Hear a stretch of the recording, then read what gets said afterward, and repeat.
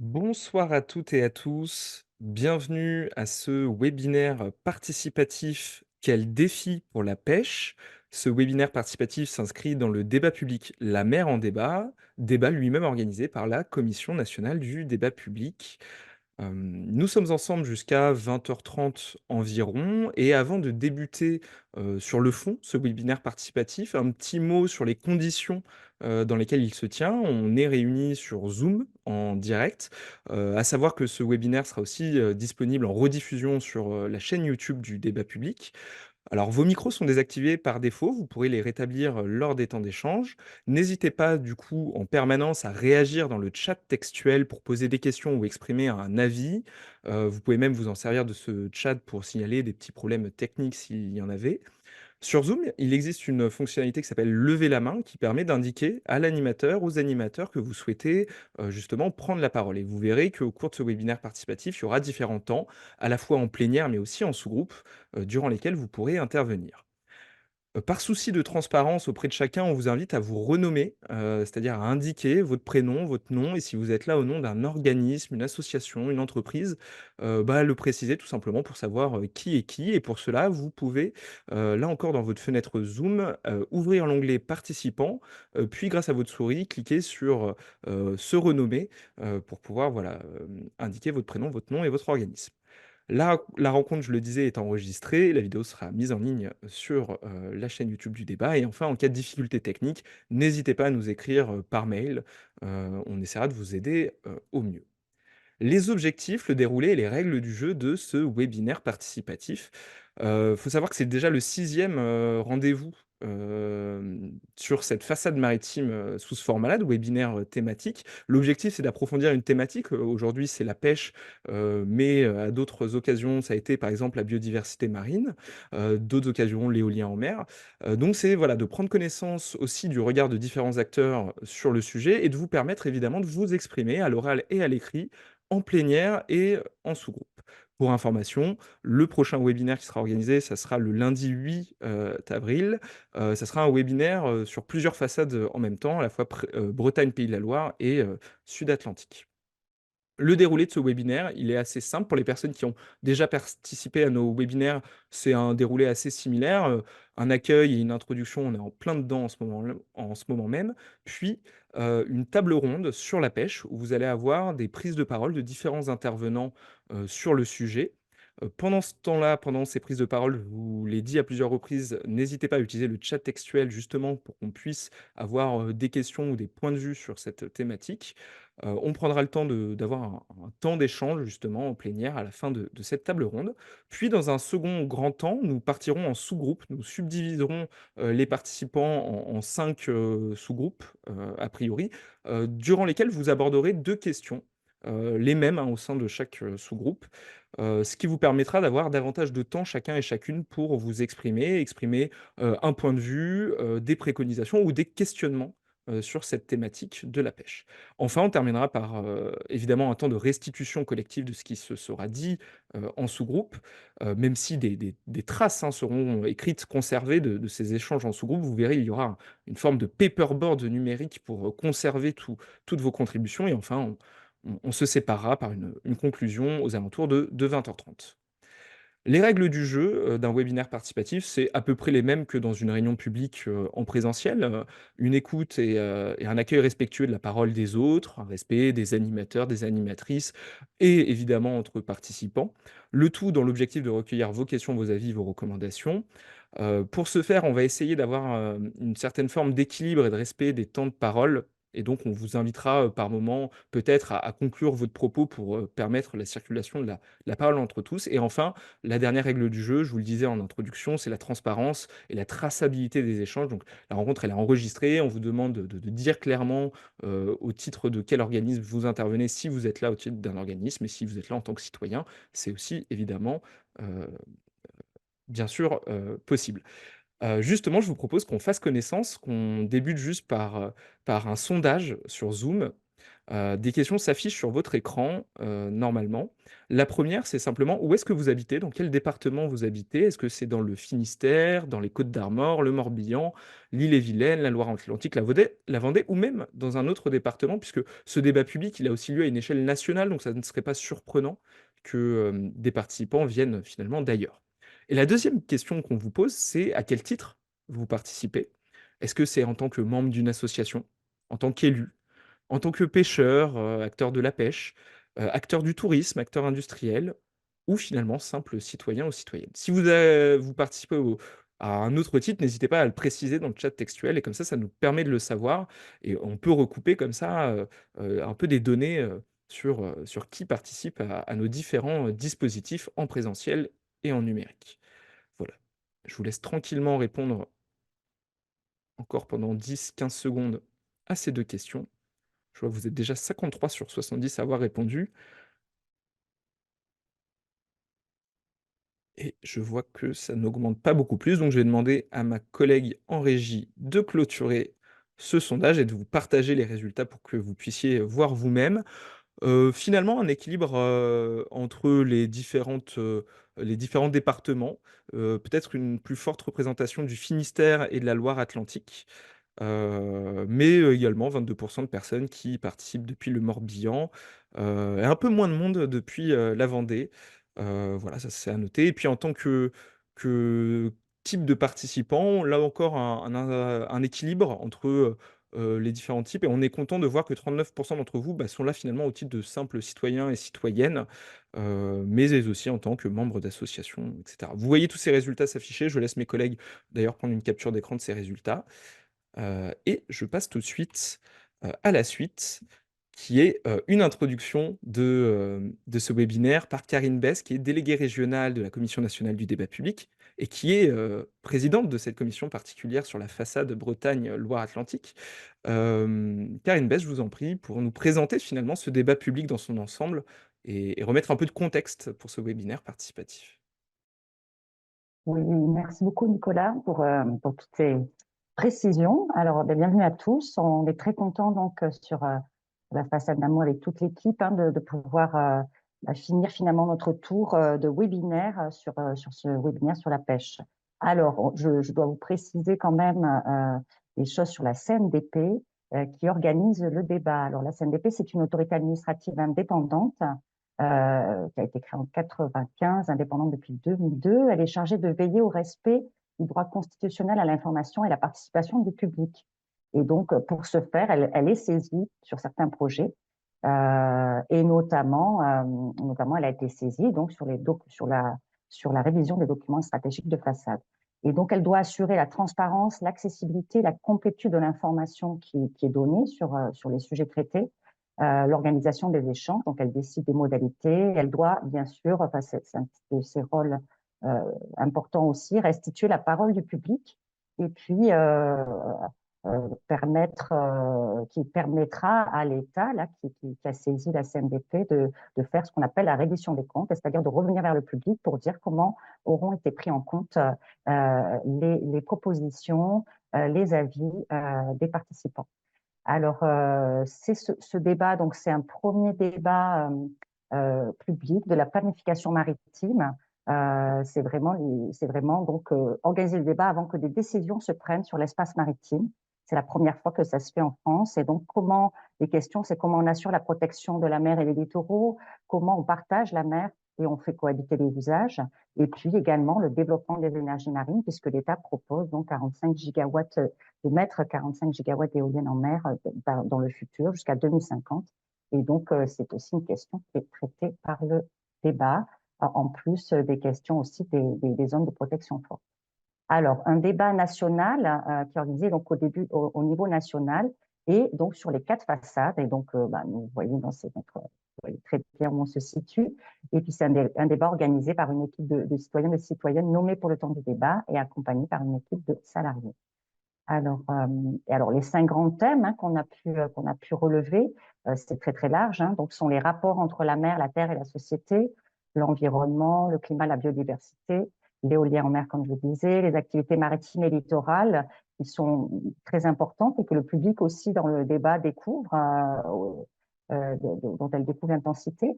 Et donc, donc ce soir, on est vraiment, on fait ce focus sur cette activité pêche et sur cette filière pêche, si importante pour la façade Bretagne, hein, puisque c'est la première façade de production halieutique de France, comme le rappelle les comités des pêches dans leur cahier d'acteurs. Et puis la gouvernance aussi et la participation du public. Voilà donc les 5 grands thèmes. Alors, comment on a organisé ça en fait, hein? Donc, on a organisé des événements à divers. On a fait des escales sur chaque façade.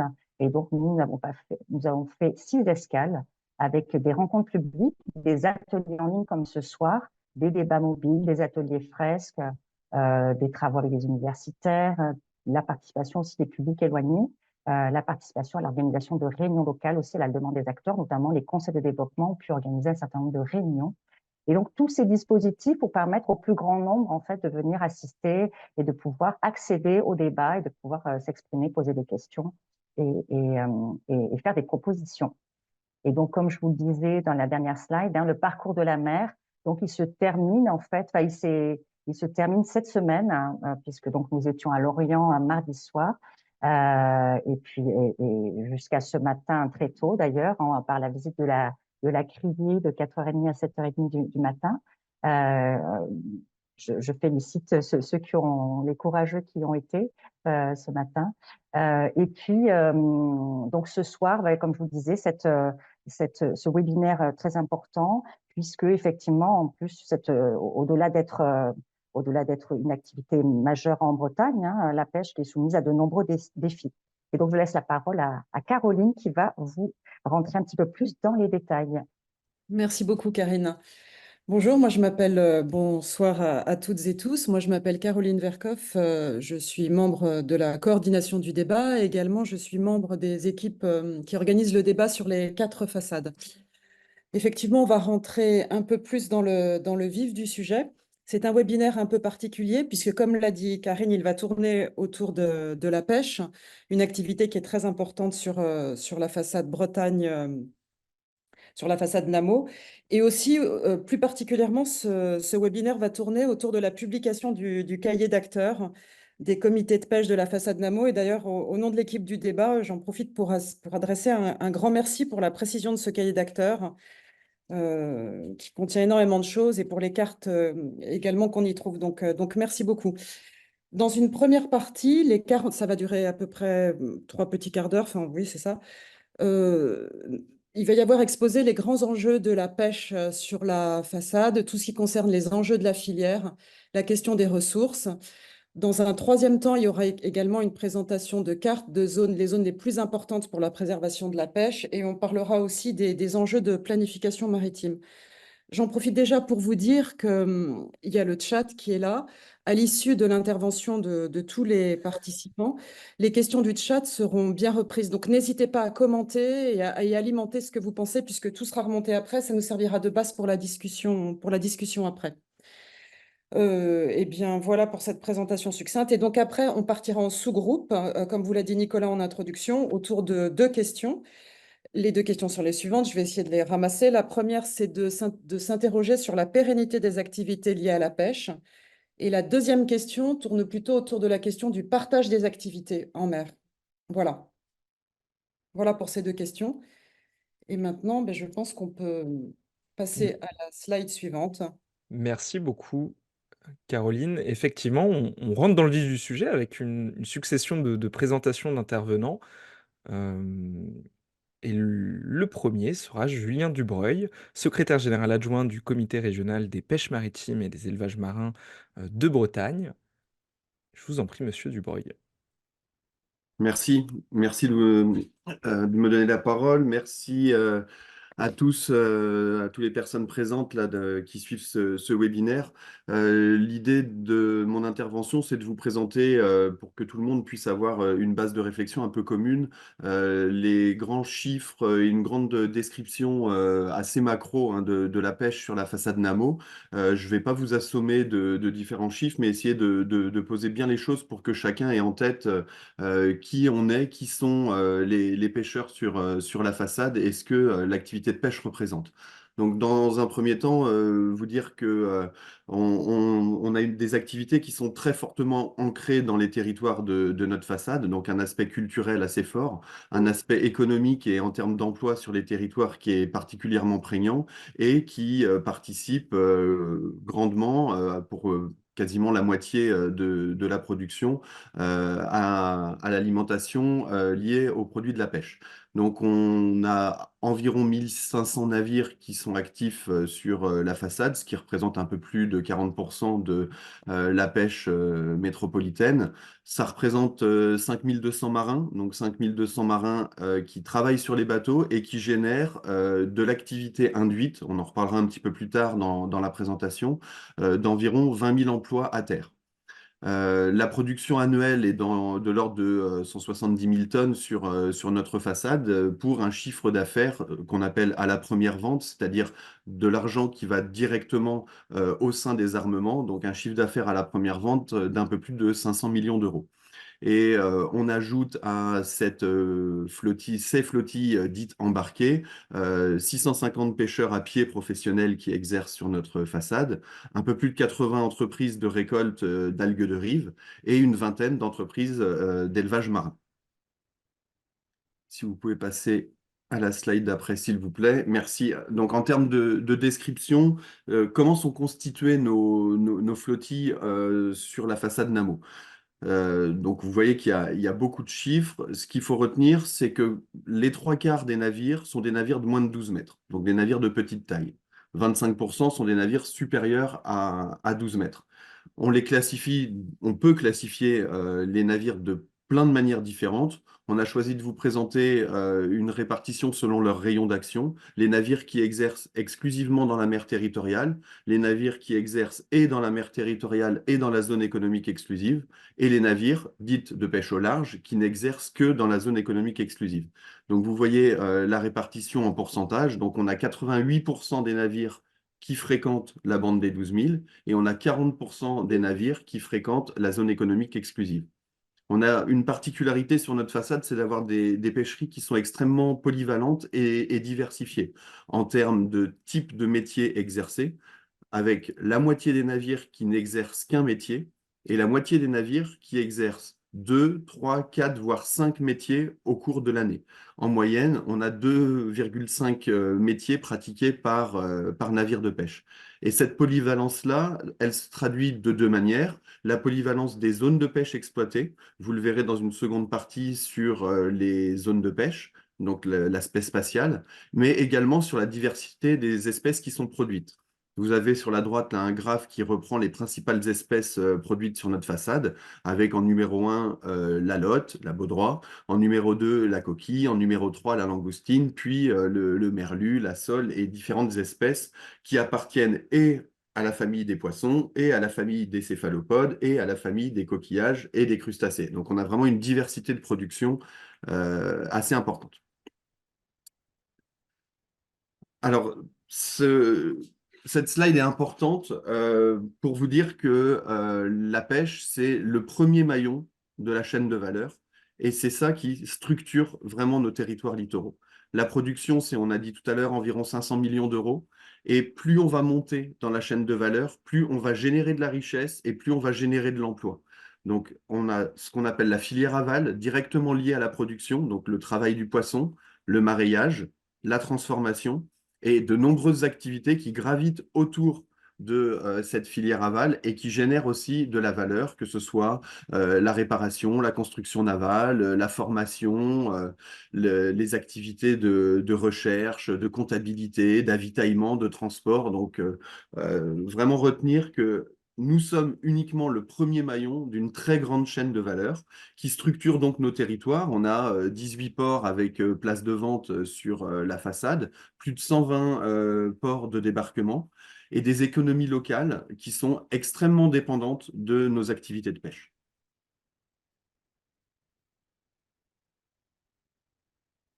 Alors, pour ajouter à ce panorama-là un point un peu plus contrasté, un peu plus noir, hein, c'est les nombreuses contraintes qui pèsent sur la filière pêche, qui proviennent de l'environnement, en termes de qualité de l'eau, en termes d'influence du dérèglement climatique, en termes de mouvement de population. Et vous avez très certainement entendu parler de la fermeture de la pêche dans le golfe de Gascogne liée aux captures accidentelles de petits cétacés. Donc, ces modifications de l'environnement qui sont extrêmement prégnantes depuis quelques années impactent très fortement les activités de pêche. On a des contraintes qui sont ou conjoncturelles ou structurelles liées à la filière, en premier rang desquelles on peut placer le renchérissement des énergies, et notamment le prix du gasoil, mais également le prix des énergies qui impactent les outils communs de production à terre. Donc ça, c'est quelque chose qui est extrêmement impactant pour les flottilles et qui impose de nombreux défis pour l'avenir en termes de décarbonation, en termes d'attractivité des métiers, en termes de renouvellement de la flotte. Donc on a énormément de défis liés à ces thématiques-là et un contexte politique, géopolitique extrêmement compliqué depuis la signature de l'accord de commerce et de coopération, hein, donc depuis le Brexit. On a eu un remaniement extrêmement fort, hein, des pêches sur la façade Manche, mais également des impacts très importants sur la façade Golfe de Gascogne. Vous avez probablement également entendu parler du PAI, du plan d'accompagnement individuel, hein, qui a généré la sortie de flotte de 90 navires à l'échelle française, dont 68 sur notre façade, avec des impacts territoriaux qui ont été extrêmement marqués.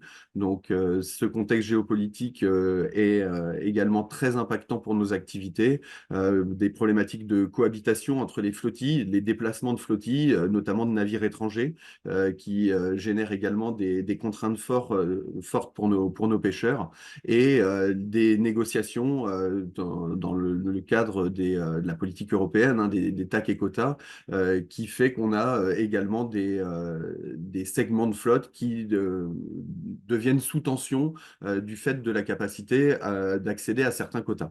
Donc là, on est vraiment dans une situation qui est assez inédite, car on a de nombreux segments de flotte qui sont touchés par des problématiques liées aux items que j'ai évoqués auparavant. Donc une réelle fragilité et structurelle et conjoncturelle de la filière pêche, qui nécessite une grande agilité dans les décisions qui vont être prises sur la pêche, parce que le système est au bord d'une certaine forme de rupture. Donc voilà, ces points-là font qu'on est dans une situation qui est actuellement particulièrement compliquée. Si vous pouvez passer à la slide d'après. Compte tenu du fait que la thématique du webinaire était quel défi pour la pêche, on a pris le parti de vous présenter les deux principaux défis pour nous, les deux principales thématiques qui font que les pêches peuvent pleinement s'exercer. Ce sont les espèces et les espaces. Sans accès aux espèces et sans accès aux espaces, la pêche ne peut pas s'exercer. Alors, quelques illustrations, vous voyez les petits poissons en haut à droite qui verdissent au fur et à mesure des années. Donc, vous avez 4 périodes entre 2000 et 2021. Ça, c'est pour montrer que les stocks sont de plus en plus au rendement maximum durable, de mieux en mieux gérés. On a une proportion de stock qui est de manière très significative depuis 20 ans dans un état favorable. Il y a 20 ans, la question des stocks, c'était la question fondamentale. La question de la disponibilité de la ressource, c'était un des sujets, voire le sujet majeur. On parlait peu, voire pas, de difficultés d'accès à l'espace maritime. La tendance s'est complètement inversée parce que l'accès aux espaces est maintenant également un des sujets les plus fondamentaux. Et vous voyez que l'espace maritime sur la carte de gauche, il est pleinement rempli de couleurs, là vous voyez sur la carte, que ce soit au titre de la protection de l'environnement, les zones d'écosystèmes marins vulnérables, les zones Natura 2000 du large, les zones Natura 2000 à la côte, les zones Natura 2000 pour la préservation des oiseaux ou des mammifères marins, les projets industriels en mer comme l'éolien, les zones de parcs marins, les zones étrangères également, vous en avez sur la carte en violet, des zones d'interdiction de pêche dans les eaux britanniques où nos navires opèrent. Donc un espace maritime dans l'esprit collectif est généralement vu comme un espace très grand, très vaste, où il y a de la place. Et finalement, on voit que la place, il y en a de moins en moins et elle est de plus en plus contrainte. Et on a des secteurs très particuliers, comme sur le golfe normand-breton notamment, où ça ne se ressort pas forcément très bien sur la carte. On est directement, quand on sort du port de Saint-Malo, dans des eaux étrangères maintenant, étrangères à la France, mais étrangères à l'Europe également. Donc voilà, le contexte géopolitique qui fait qu'on a des contraintes spatiales de plus en plus prégnantes. Et un dernier point pour terminer mon propos, pour dire que la pêche était déjà inscrite dans la planification spatiale maritime. Vous pouvez passer à la slide suivante, s'il vous plaît, parce que on est en train de parler de la révision des DSF, mais les DSF existent déjà. Et la pêche avait, en absence de schéma de développement, c'est une des activités, la pêche, qui n'a pas de schéma de développement, contrairement à d'autres activités en mer.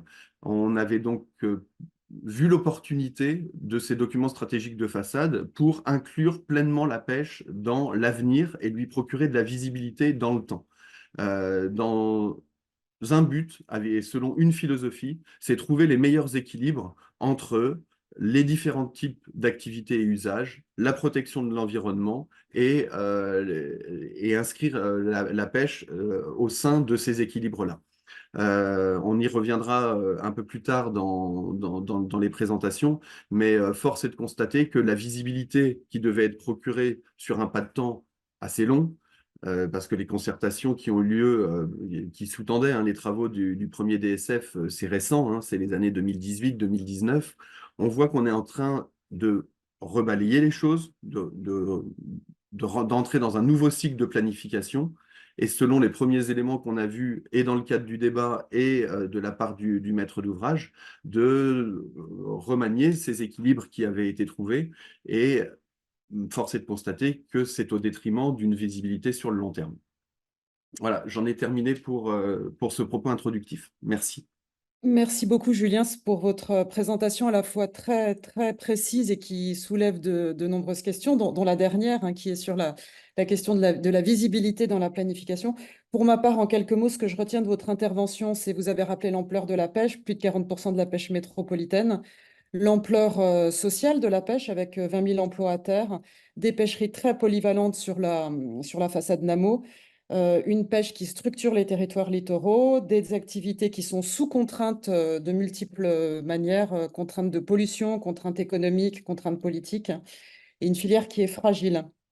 Et puis, je retiens surtout vos deux principaux défis, espèces et espaces, et vous nous avez bien expliqué qu'il y a 20 ans, la question principale était la question de la gestion des stocks, qui n'est plus aujourd'hui une question prioritaire, mais maintenant c'est la question du partage de l'espace, enfin qui n'est plus. Il y a une nouvelle question qui est la question du partage et de l'encombrement de la mer. Voilà, j'espère n'avoir pas trahi vos propos.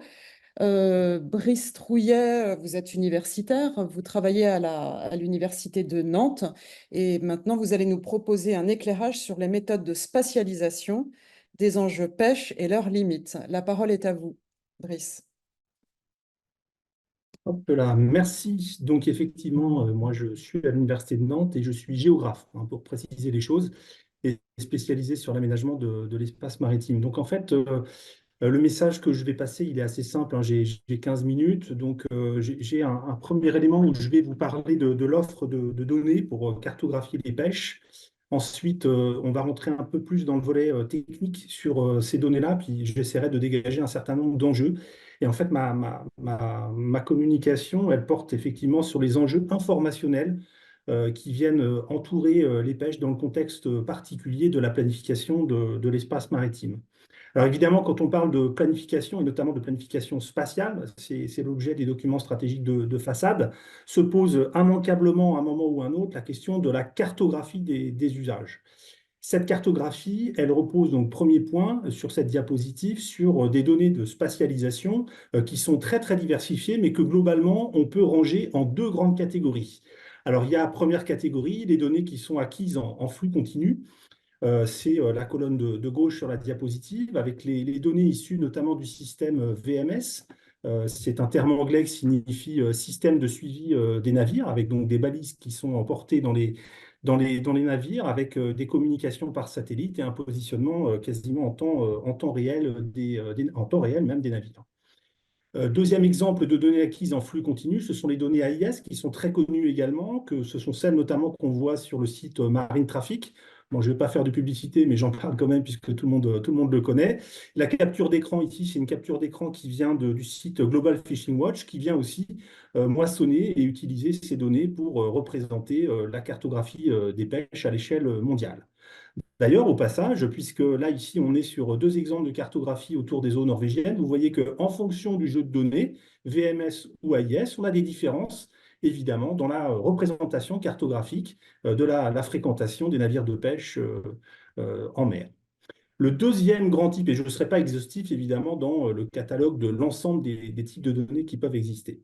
Le deuxième type de données qui existent, ce sont des données qui sont acquises en fonction de collectes ponctuelles. Alors ces collectes ponctuelles, elles peuvent prendre plusieurs formes. Ça peut être à partir de points de comptage fixes au sol. Ça peut être aussi à partir de comptages aériens, notamment à l'occasion de campagnes de survol, ou encore plus classiquement à l'occasion d'enquêtes, d'entretiens qui peuvent être déployés, alors soit de façon très ciblée dans le cadre d'un projet, soit de façon un peu plus continue. Alors, ce sont les exemples que vous avez sur la colonne de droite, et notamment un exemple qui est très connu, c'est celui qu'on a eu en Écosse il y a quelques années dans le cadre du projet ScotMap, donc pour cartographier effectivement les activités de pêche en mer en Écosse dans le contexte de la planification. Alors, diapositive suivante.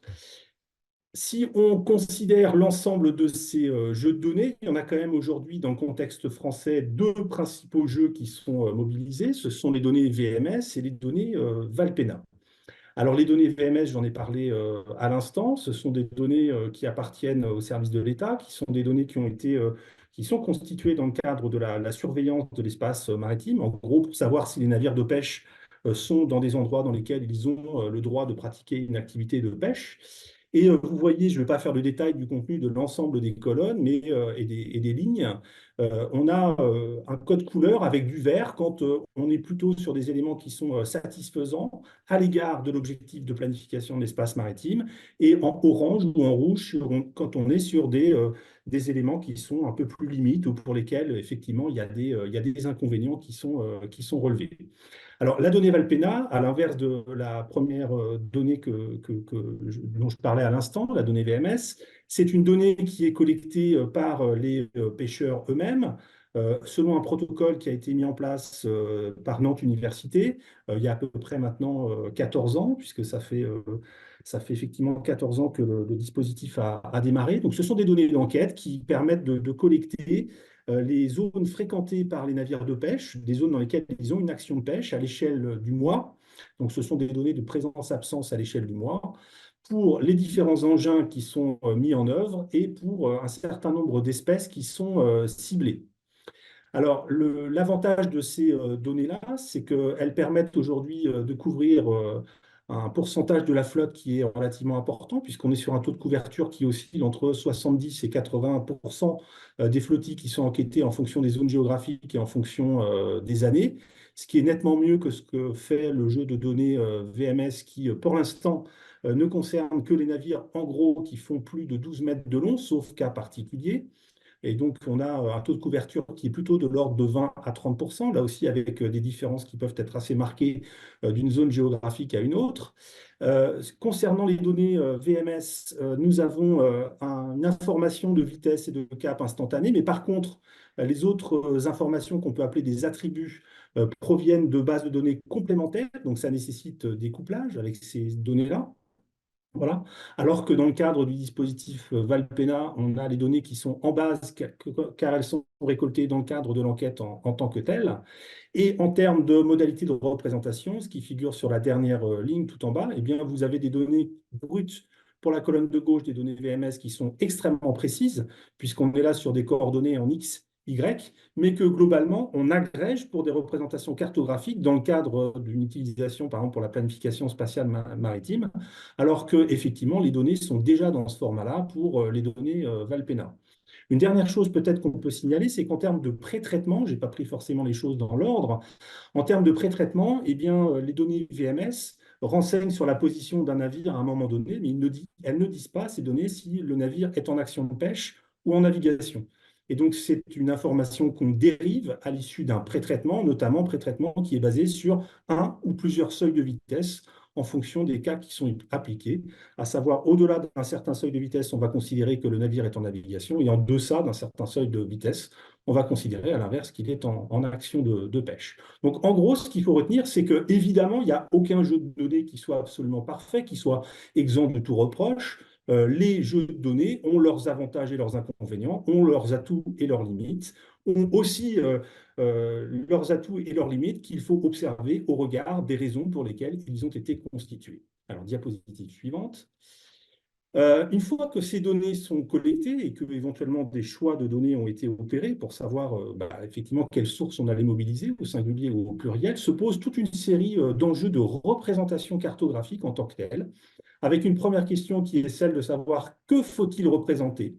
Alors, vous voyez dans l'exemple en haut à gauche, avec les trois cartes, avec les taches vertes, bleues et orange, on a exactement la même donnée en entrée, c'est de la donnée VMS, et finalement, avec du couplage avec d'autres bases de données, on va exprimer des choses différentes, comme par exemple le nombre de navires ou encore le nombre d'heures de pêche de ces navires-là, ou encore sur la troisième image, les valeurs économiques dégagées par les activités de pêche. Alors vous voyez bien qu'en fait, en fonction de l'indicateur et de la métrique, on va produire des résultats qui sont complètement différents. Ce que je vous dis là est d'une banalité classique, mais c'est vrai que généralement, dans les questions de planification spatiale maritime, ce sont des questions qui sont peut-être sous-questionnées et qu'il faut remettre systématiquement au premier plan des échanges.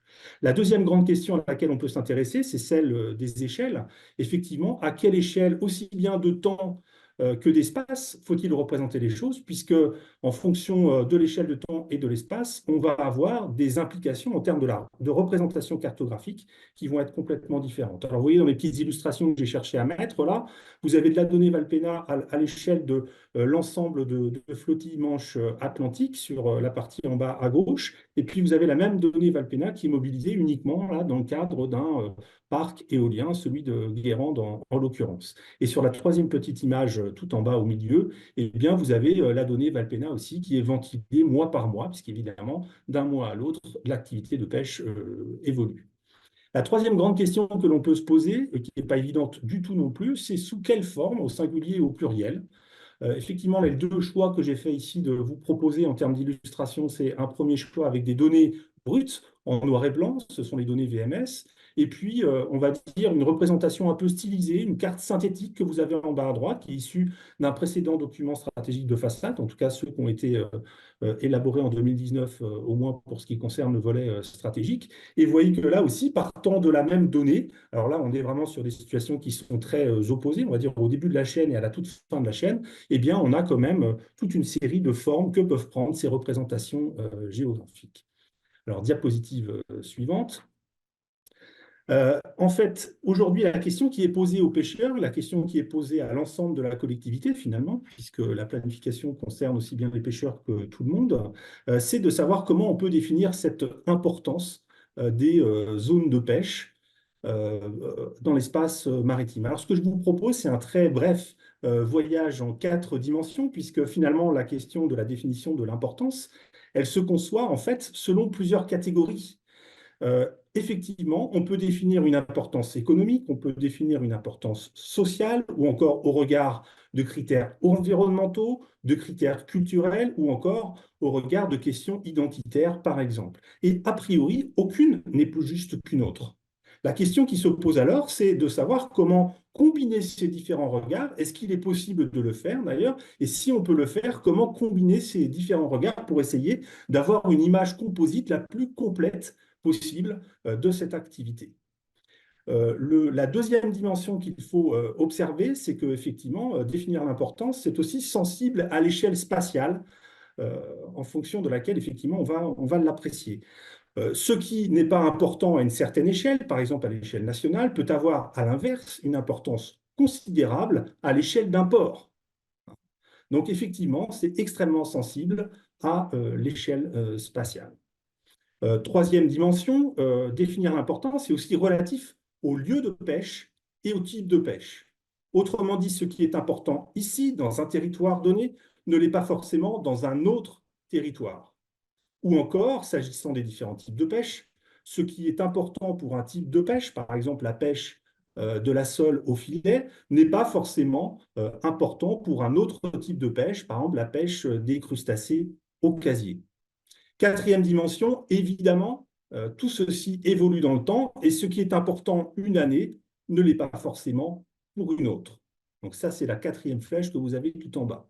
Alors, considérant ces 4 dimensions, on se rend compte qu'on entre en réalité dans un domaine qui est beaucoup plus complexe que ce qu'on donne généralement à voir, puisque ce qu'on donne généralement à voir, ce sont des représentations relativement figées, statiques, avec des cartes relativement monolithiques, alors qu'il faudrait à l'inverse pouvoir diversifier les regards et fournir une vision beaucoup plus dynamique de ces choses-là.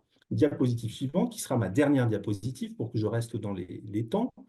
Alors, en conclusion, finalement, définir l'importance des pêches, définir les zones d'importance pour les pêches, pardon, c'est un exercice difficile. Je pense que c'est important de le rappeler, puisque souvent, on a l'impression que, hop, on a les données, on va faire une carte, et finalement, on aura la réponse à la question qu'on se pose. En réalité, pas du tout.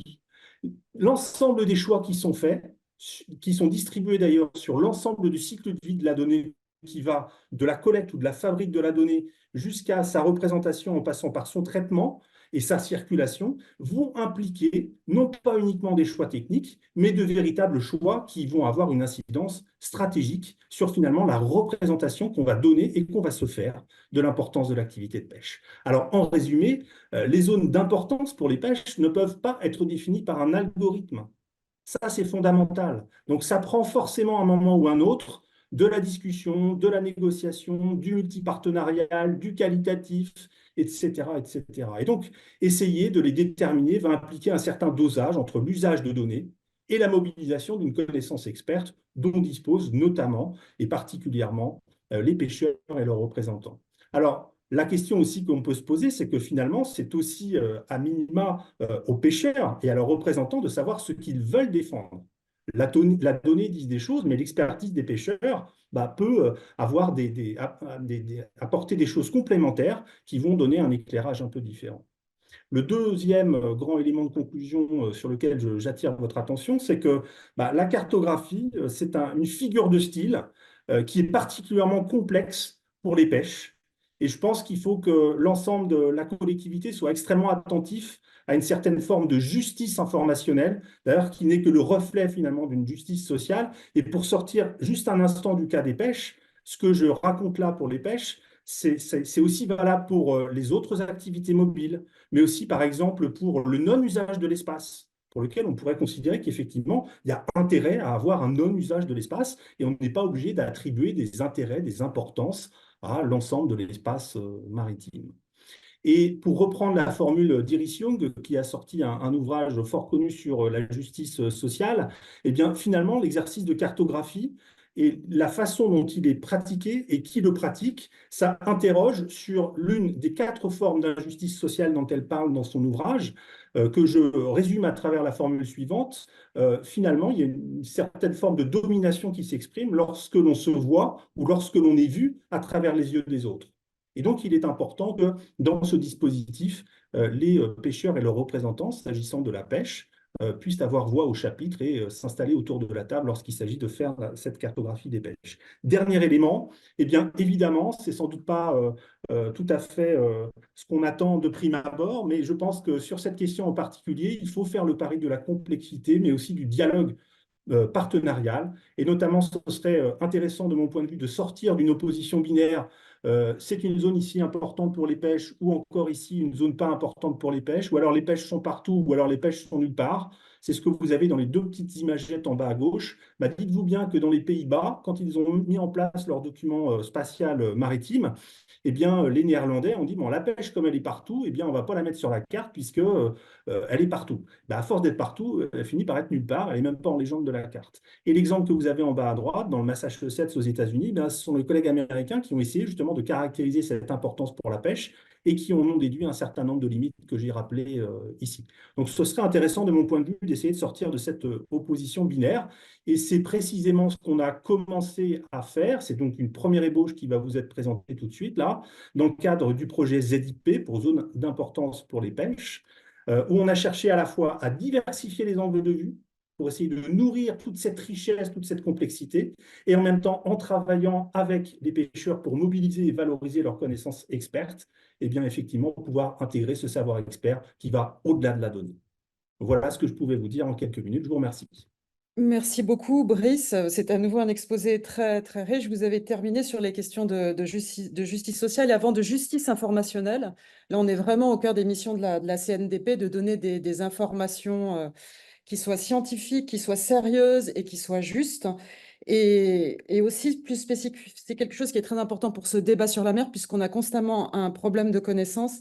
Et l'effort que vous avez fait pour nous exposer comment on construisait des cartes, montrer que la manière dont on prend les données, que ce soit vous nous avez dit des données en flux continu, au contraire des données ponctuelles, que la manière après dont on agrège les données, ben finalement, on n'a pas le même résultat et qu'il y a des tas d'enjeux derrière. Il y a un enjeu de connaissance et un enjeu stratégique aussi.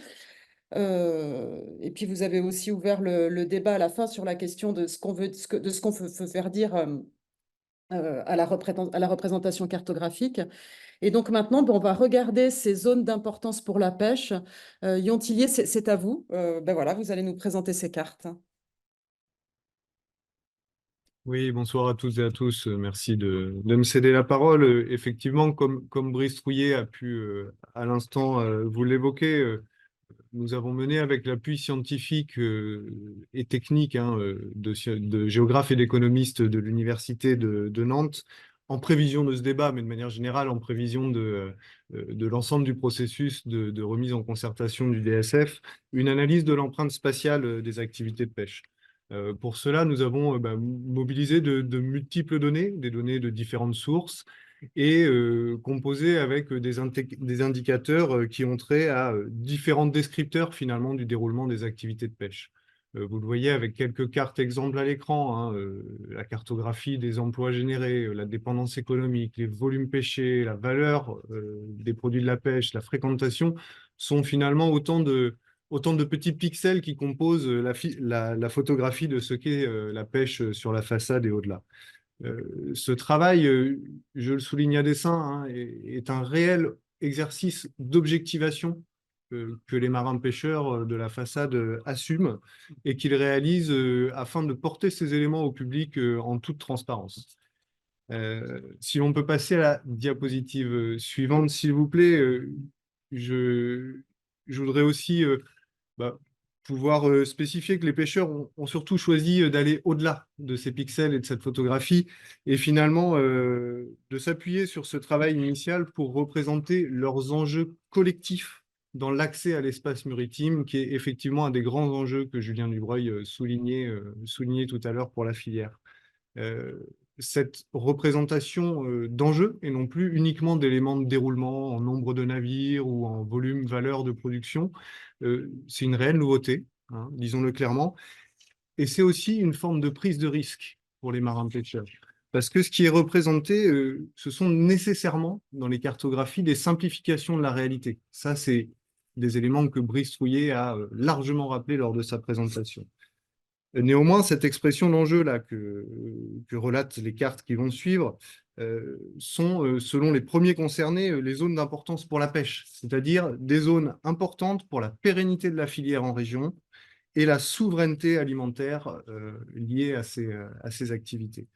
Je vous renvoie au cahier d'acteurs pour avoir le détail des cartographies, mais vont suivre des cartes sur les zones d'importance qui reposent finalement sur la représentation d'un indicateur synthétique, composite, qui se base sur finalement trois champs d'investigation. Un champ socio-économique, avec une approche autour de la fréquentation et effectivement des chiffres d'affaires générés par unité d'espace. Une approche sociale, qui, elle, a davantage trait à l'emploi. et une approche environnementale vue par les pêcheurs autour de l'alliodiversité, c'est-à-dire la diversité des métiers mis en œuvre sur des unités d'espace. Ces trois piliers économiques, social, environnemental, je pense que vous les reconnaissez bien et que c'est un élément qui prouve l'inscription dans la durabilité des projets pour la pêche en façade. Vous verrez également dans ce cahier d'acteurs, je suis désolé de vous y renvoyer, mais le temps est extrêmement contraint, qu'il y a aussi un certain nombre de limites qu'on expose, encore une fois, en toute transparence vis-à-vis du public, des limites qui sont liées notamment à la représentativité des données utilisées, avec certains secteurs géographiques dans lesquels, certainement, toutes les activités ne sont pas représentées, et le fait qui est central, je m'appuie encore une fois sur ce que Brice Trouillet disait, c'est qu'on ne représente dans les cartes à suivre que les zones d'importance au titre de l'année 2020. Voilà. Or, tout le monde autour de ce webinaire a certainement bien conscience que ces activités de pêche sont des activités qui sont soumises à de fortes variations interannuelles. Donc, si on peut passer, s'il vous plaît, à la suivante, vous l'aurez compris au regard de l'expression des limites que je viens de formuler, cette démarche de cartographie des zones d'importance pour la pêche, elle sera itérative. Elle sera itérative, mais malgré tout, dans les résultats à cette échelle macro, on peut observer que les zones d'importance pour la pêche des navires qui ont fréquenté la façade Namo en 2020, on a différents éléments essentiels à observer. Tout d'abord, tout l'espace maritime soumis à débat est concerné par des activités de pêche. Et c'est certainement le ou un des seuls usages pour lequel c'est le cas. Deuxièmement, les zones d'importance pour la pêche des navires qui ont opéré en amont en 2020 ne se cantonnent pas à cet espace administratif qu'est celui de la façade Namo.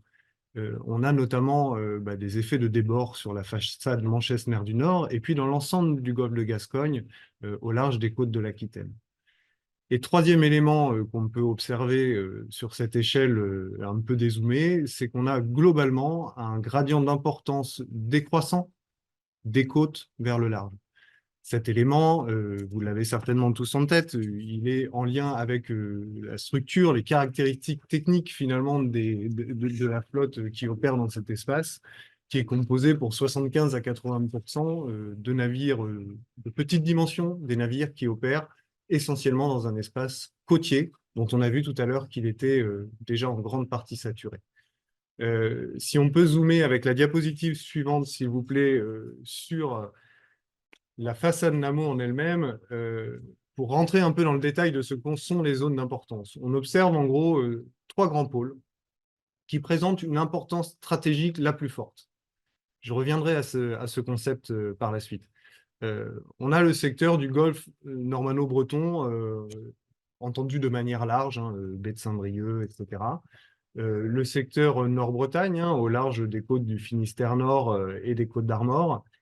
Et puis, le secteur situé dans le golfe de Gascogne, au sud de la baie de Douarnenez et de la pointe du Raz, pour lequel on a une zone encore toute particulière parce que, alors côtière d'une part, mais surtout extrêmement large. Une zone qu'on peut globalement synthétiser par une zone allant de la côte aux 100 km. Voilà. Et qui s'étend, je ne reviens pas sur la carte précédente, mais qui s'étend au sud, bien au-delà de la façade Namo. Voilà. Ces zones d'importance sont là représentées pour l'ensemble des navires qui ont pratiqué la façade Namo en 2020. C'est une approche donc qui est collective, ça c'est important, qui est large, et qui ne préempte pas finalement l'existence de zones d'importance à d'autres échelles. Ça, c'est un élément à bien avoir en tête. Je m'explique. Des zones qui n'apparaissent pas en rouge sur cette carte ne sont pas nécessairement à d'autres échelles, par exemple pour les pratiquants d'un port, pour les marins-pêcheurs d'un quartier maritime ou d'un département. D'autres zones apparaîtraient en rouge. Tout dépend de la population initiale dont on parle. Et il faut toujours garder ce jeu d'échelle en tête pour pouvoir évaluer l'importance et finalement mobiliser les bonnes échelles d'analyse pour les bonnes questions. Typiquement, des questions sur le déploiement d'un secteur de projet éolien spécifique fera appel à l'analyse de zones d'importance à une échelle plus spécifique que celle qu'on présente dans ces cartographies.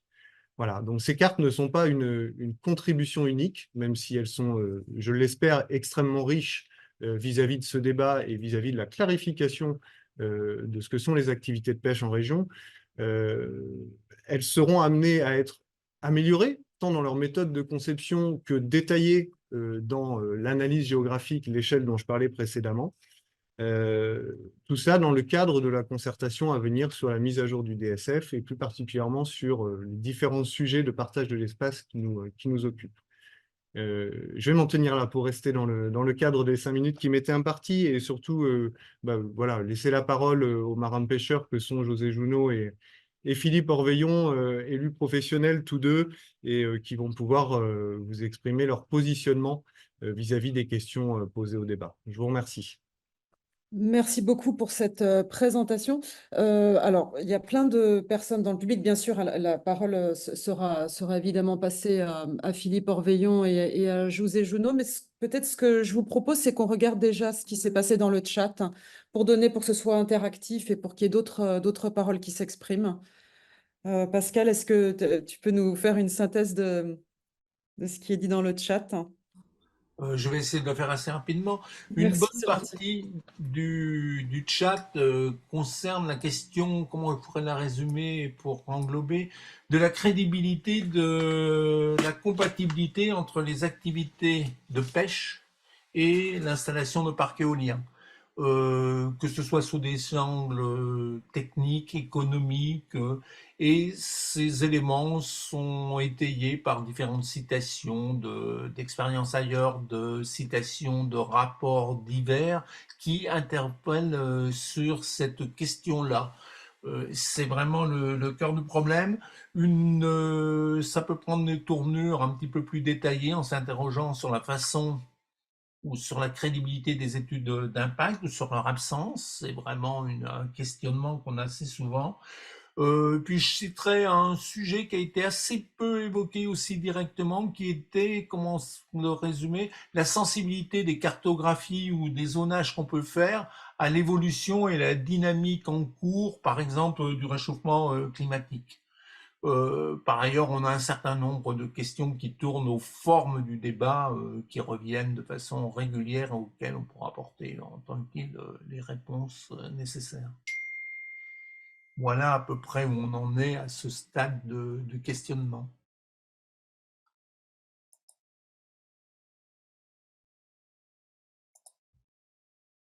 Allô? Caroline, je me permets, Oui, j'ai pas mis mon micro. Grand classique. Sur la première question, sur la compatibilité des parcs d'éoliennes et les zones de pêche, est-ce que peut-être que c'est Philippe Orveillon ou José Junot qui peuvent répondre, si vous le souhaitez.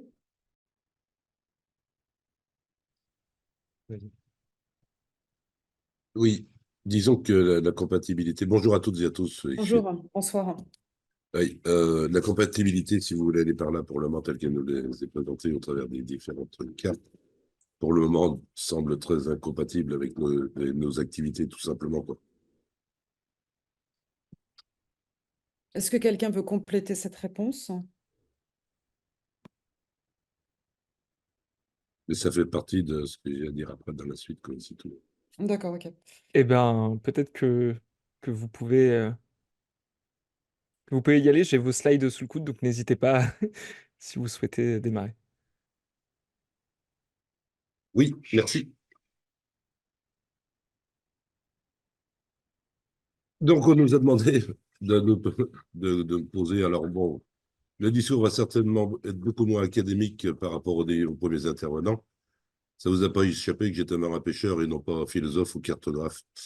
Donc, c'est juste pour avoir une approche de marin, certes en retraite, mais qui a quand même pratiqué pendant pas mal de temps son art et qui essaye toujours de le défendre.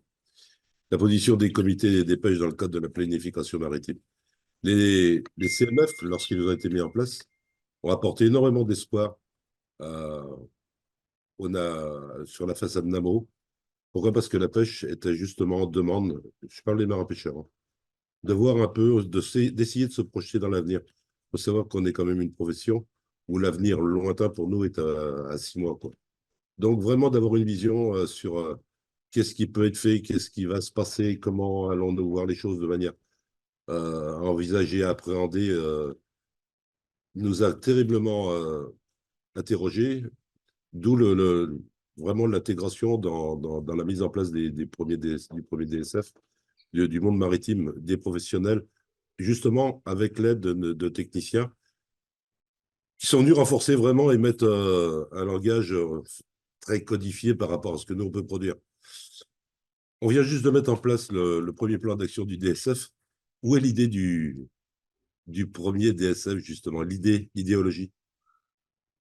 Parce qu'on a juste l'impression, au travers de ce qui a été rendu, au travers des cartes de vocation et autres, et justement où les sujets ont été longuement et âprement débattus, mais je pense qu'il y a un très, très large consensus avait été défini. On a juste la terrible impression qu'une activité relativement nouvelle est en train de chasser une activité historique qui fait partie quand même de nos territoires, qui fait partie de notre histoire, qui fait partie quand même de notre mode d'être et de penser sur les littoraux, mais pas que. Je ne connais pas aujourd'hui une ville littorale qui n'a pas un bateau, un poisson sur son blason. Je ne connais pas un monument quelque part avec des monuments de péri en mer. Et à ce moment-là, ce n'était pas uniquement des plaisanciers, c'était des gens qui travaillaient de l'océan. On parlait déjà de travail. Donc, je pense que la slide qui va suivre va faire voir le mépris tel qu'on nous le présente vraiment dans toute sa splendeur. Les zones hachées, c'est des zones propices à l'installation de parcs. Ok, d'accord. Lorsqu'on voit vraiment les zones où les marins de Bretagne, Pays de Loire, d'Aquitaine, mais pas que, hein, comme tout le monde dit depuis le départ, les activités de pêche sont des activités mobiles. Il n'y a pas uniquement non plus des marins français, des navires français qui circulent dans le secteur, zone d'importance halieutique, et justement pour nous. Donc, on s'aperçoit que là où il y a le plus de pêche, eh ben c'est là où il y a le plus de zones d'implantation. Comprenez la violence de cette carte lorsqu'elle a été mise dans la presse ou diffusée, telle que comment ça peut être ressenti pour les gens qui déjà subissent, à mon sens, peut-être un peu trop les décisions qui sont prises pour leur mieux-être, soi-disant. Suivant, s'il vous plaît. Donc, d'où les déclarations qu'on a pu faire et on va pas arrêter de faire, de toute façon, parce que actuellement, tel qu'on conçoit ce sujet, c'est que, et j'aurais tendance à dire que c'est quand même relativement nouveau, parce qu'on a été jusqu'à présent relativement consensuel sur les parcs qui sont soit en fonctionnement, soit en cours de construction. Je pense que le travail a été fait à ce niveau-là. On ne s'est jamais positionné, bizarrement, on est pour, on est contre, on a dit on ne pratiquera jamais la chaise vide. Là, tel qu'on est en train de nous présenter le sujet, c'est qu'on nous propose soit d'être absent, soit de nous forcer à pratiquer cette chaise vide. Et le golfe de Gascogne, en particulier, va subir le premier impact vraiment très fort, 25 gigas, mais très, très, très, très rapidement. Je pense que des projets qui sont montés tels qu'on nous les présente aujourd'hui ne peuvent être que des projets qui ne peuvent pas aboutir. Pourquoi? Parce qu'ils n'ont pas l'assentiment des acteurs, quels qu'ils soient, pêcheurs ou autres, plaisanciers, tous les gens qui vont sur l'eau, mais pas que sur l'eau, tous ceux qui pensent un petit peu en dehors de la ligne d'horizon, tout simplement. C'est-à-dire les gens qui rêvent, qui lisent des histoires du monde maritime. Et là, on nous fait une méga usine de choses où les uns et les autres doivent cohabiter, coexister et essayer de... Mais ça sert à quoi la concertation? Ça sert à quoi le travail en commun? Ça sert à quoi justement tout ce qu'on est en train de dire et de faire, les chiffres qu'on propose? On nous parle d'autonomie alimentaire, d'autonomie énergétique, etc. Je suis désolé, c'est vraiment un mépris total de nos activités au sens très large du terme. Alors, je dis ça en tant que citoyen, je dis ça en tant que marin-pêcheur. Si on n'a pas la considération des marins-pêcheurs, c'est pas très... Enfin, si on ne considère pas le monde de la pêche comme tel, quelque part, c'est très grave parce que ça veut dire aussi qu'on a très peu de considération pour le citoyen. Et ça, je vous assure, c'est pour l'ensemble hein, des auditeurs. Peut-être qu'on ne s'exprime pas normalement, on n'est peut-être pas dans les stéréotypes, mais on le cultive, ce particularisme. Excusez-nous pour le cahier d'acteurs, on a pris quelques libertés. C'est pas un cahier qu'il nous aurait fallu, c'est carrément une encyclopédie universaliste avec plusieurs tomes. En plus, on a mis des cartes sacrilèges. Non, ça veut juste dire qu'on essaye de défendre notre profession. C'est une profession qu'on aime. Et je pense qu'il y a beaucoup de gens qui aiment cette profession. Et Merci. c'est pour ça qu'on organise un webinaire où on vous donne très, très largement la parole. Est-ce que vous avez terminé la présentation ou est-ce qu'on peut passer aux questions des personnes qui vous écoutent? Je veux juste dire, pour pouvoir finir sur un aspect critique, c'est que si jamais on trouve, la technologie évolue. Il y a des zones déjà dans la carte, il y a des cartes qui sont proposées d'évolution, mais dans un temps plus lointain. Nous, si on nous demande d'évoluer, il faut que chacun évolue. C'est-à-dire la technologie doit évoluer beaucoup plus rapidement. Les autres doivent aussi évoluer. Si ça peut être fait dans 30 ans, peut-être que ça sera fait dans 25 ans. La marge de négociation, elle est là. La marge de manœuvre, elle est là. On n'est pas contre l'avancée technologique, bien loin de là. On est juste pour dire qu'il faut que ce soit pragmatique et acceptable et accepté. Voilà. Et ça, vous l'expliquez très bien dans votre cahier d'acteur. Enfin, moi, j'ai bien retenu ça. Alors, Julien, je vois que vous levez la main, mais il faut vraiment qu'on passe la parole aux personnes qui nous écoutent et il faut donner donc des réactions. Bah, écoutez, vos Ben, on va réactions. peut-être terminer le propos, excusez-moi, parce qu'il Pardon. est, il est, Oui. il est pas terminé. Je crois que Philippe devait également intervenir sur la fin du propos, là. D'accord. Donc, il faudrait, là, j'ai le mauvais rôle, je suis désolée, il faudrait 5 minutes et puis après, il faut qu'on lance la conversation. Enfin, voilà. Allez-y. Bonjour à tous, Philippe Bonjour. Orveillon, donc, le président du comité départemental d'Ille-et-Vilaine et aussi premier vice-président du comité régional de Bretagne. Ben, moi, ce que j'avais à dire avec tout ça, c'est que à propos de ce dont on parle, à propos des documents stratégiques de façade, on a des attentes vraiment. Moi, ce que j'aimerais vraiment entendre, c'est qu'on va travailler ensemble pour essayer de gérer l'avenir de la pêche française et bretonne notamment et de toute la façade Namo, et pas de gérer son déclin. Là, on est parti sur des mauvaises pentes. Et il faut vraiment qu'on nous écoute un peu plus. Il faut qu'on soutienne vraiment, il faut que tous les gens qui travaillent sur tous ces sujets soutiennent les efforts qu'on a engagés, nous, dans la filière, nous, les marins-pêcheurs, depuis des dizaines d'années. On a montré qu'on avait des compétences, qu'on avait un savoir, et qu'on était capable aussi d'écouter les professionnels, enfin les scientifiques, pour s'appuyer aussi sur leurs compétences à eux, pour établir dans un temps certain une évolution et une adaptation à toutes les problématiques qu'on rencontre maintenant. Tout ce que je vois là pour l'instant, c'est qu'on est un petit peu parti à marche forcée. Ça va très très vite. On n'a pas le temps de se retourner que déjà on est passé à la page suivante. On a des implantations de parcs éoliens qui vont se multiplier. Dans un premier temps, j'espérerais, nous espérons qu'on ait un ralentissement, qu'on ait le temps de digérer d'un parc sur l'autre et de voir un peu les impacts aussi du positionnement de ces parcs. Comme vous l'avez vu, comme tout le monde l'a bien expliqué avant dans tout le document, on sait pertinemment, maintenant on en a la preuve que l'essentiel de la pêche se pratique dans les 100 premiers kilomètres, on va dire, en partant de la côte.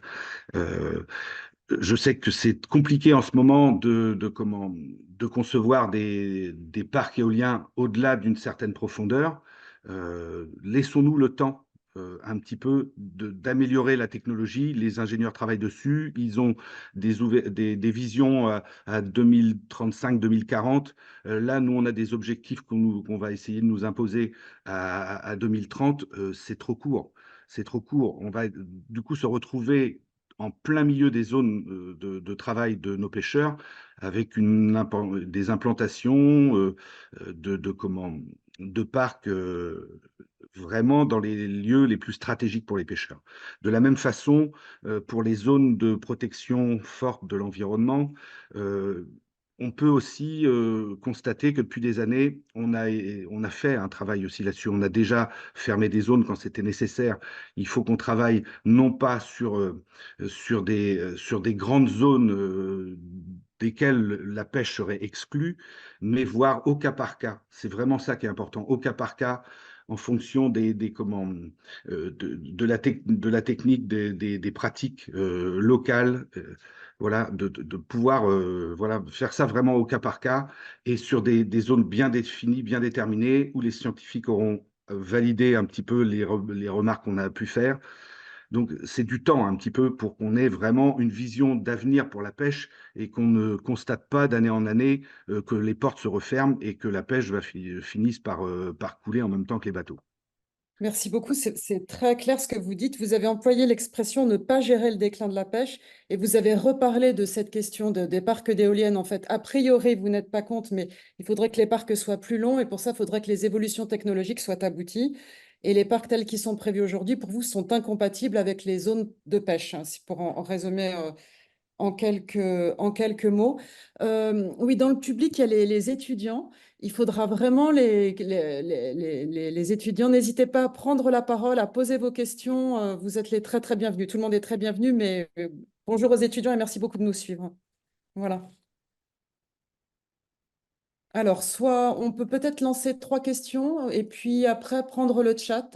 Karine, Pascal, si ça vous convient de faire comme ça? Ouais? Ok, super. Merci, Karine. Alors, je vois donc Guy. Bon, je ne Monsieur vais pas Jourdain t'appeler par vos prénoms. Je laisse vous qui lève présenter. la main, donc je vous en prie, si vous voulez réactiver votre micro Oui, et donc, intervenir. comme l'a dit José, ça fait des années que nous travaillons quand même ensemble dans le Conseil maritime de Façade sur tous les problèmes, la question de la pêche, enfin tous les vrais problèmes qui concernent les acteurs du maritime. Donc, arrive dans ce décor-là une accélération des énergies marines, alors qu'on travaillait depuis longtemps sur ce sujet-là aussi. La volonté d'accélérer, comme elle est exprimée là, c'est-à-dire vouloir définir des zones d'ici la fin du mois d'avril, on voudrait dire, par rapport au public, moi, ça me paraît très difficile quand même. Et c'est pour ça que, enfin, nous, notre position, c'est de dire, on doit prendre le temps de la discussion, on doit avoir des plans A, B, C, en fonction de l'évolution des technologies, mais aussi peut-être du changement climatique et du mouvement des espèces de poissons.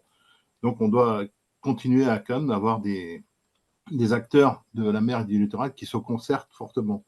Donc, l'accélération, oui, mais pas n'importe quoi. Je veux dire qu'aujourd'hui, il faut prendre le temps du débat public peut-être, mais aussi du débat entre les acteurs dans les instances qui sont prévues à cet effet, que ce soit les conseils maritimes de Façade, mais aussi les conférences régionales mer littoral. Donc, je pense que toutes ces instances-là doivent continuer à travailler. C'est un lieu d'échange et de dialogue et de proposition. Merci beaucoup. Donc, c'est une intervention sur l'accélération qui parfois empêche de bien faire les choses et sur la nécessité de la concertation dans les différentes instances qui existent.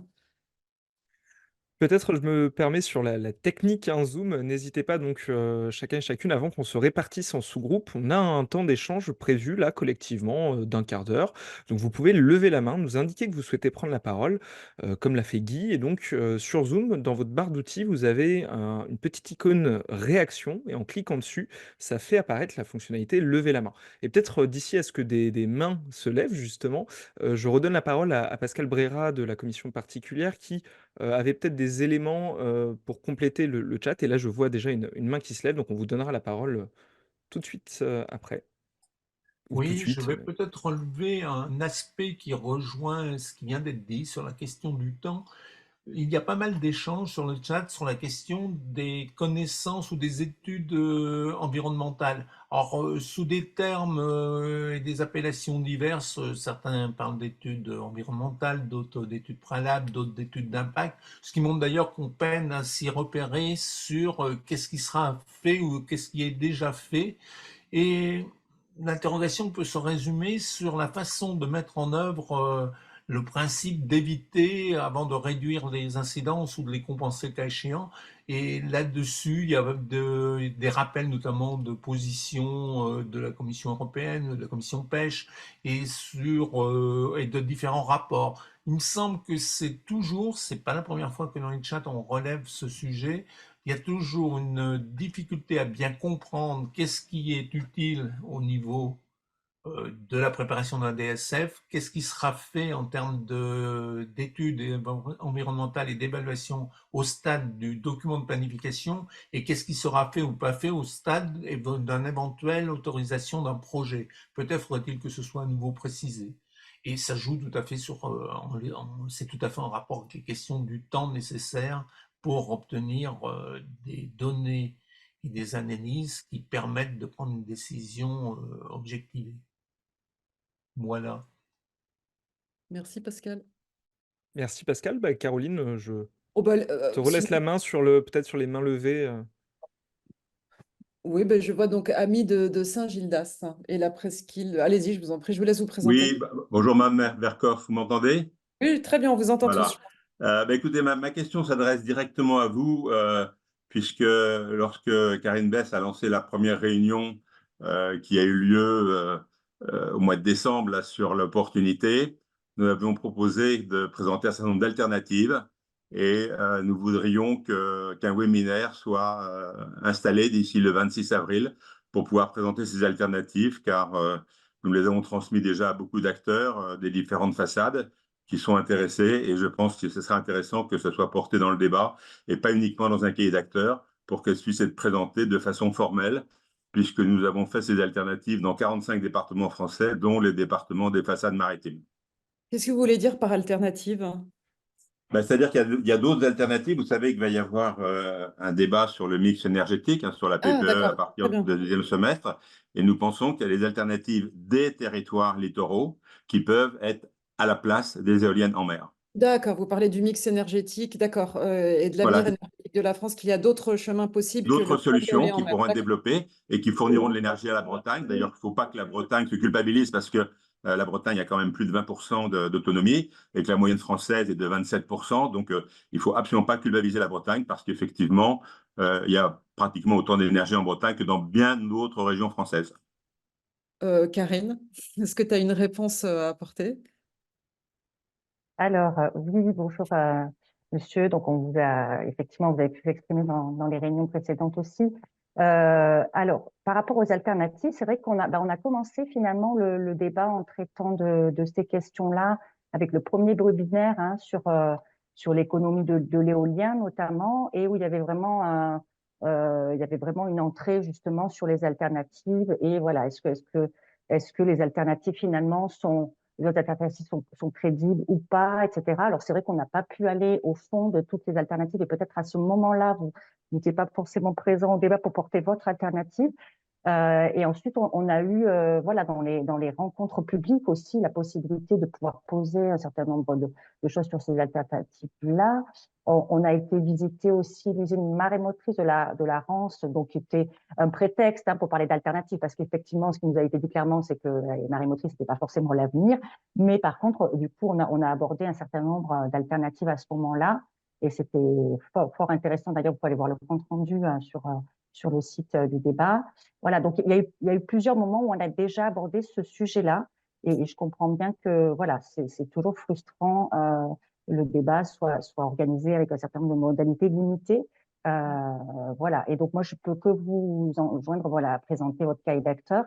Et c'est vrai que je comprends bien aussi ce besoin d'avoir une audience publique, hein, de pouvoir, parce que c'est ça aussi le débat, c'est la délibération publiquement et avec des arguments en direct. Mais c'est vrai qu'il y a aussi un exercice de pouvoir produire aussi des arguments qu'on présentera, qui sont dans les cahiers d'acteurs, etc., qui sont vus par un certain nombre de personnes, effectivement, pas forcément de tout le grand public, j'entends bien, mais du coup, par contre, ils sont pris en compte pour présenter à l'État, et l'État devra vraiment répondre argument par argument, et proposition par proposition, avec des réponses que nous, on lui demandera de faire précisément, et on pourra revenir par la suite CMDP pour dire voilà, là, la réponse n'a pas été assez précise sur tel ou tel point.